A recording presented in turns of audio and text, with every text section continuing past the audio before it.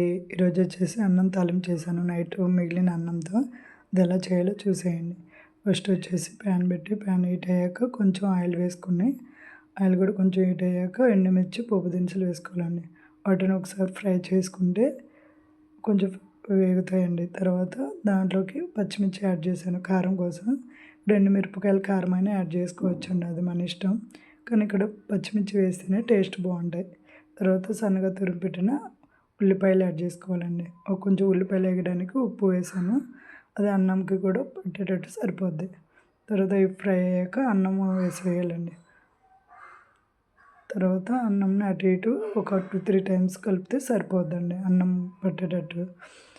ఇక్కడ ఏంటంటే చాలామంది పులిహోర కలుపుతుంటారు, అలా కూడా చేస్తారు. కానీ ఇలా ఒకసారి ట్రై చేసి చూడండి. తర్వాత మనం ఒక్కరమే ఉన్నప్పుడు కూడా కర్రీస్ ఏం చేయనప్పుడు ఇలా ట్రై చేసి చూడండి, చాలా బాగుంటుంది. Thank you.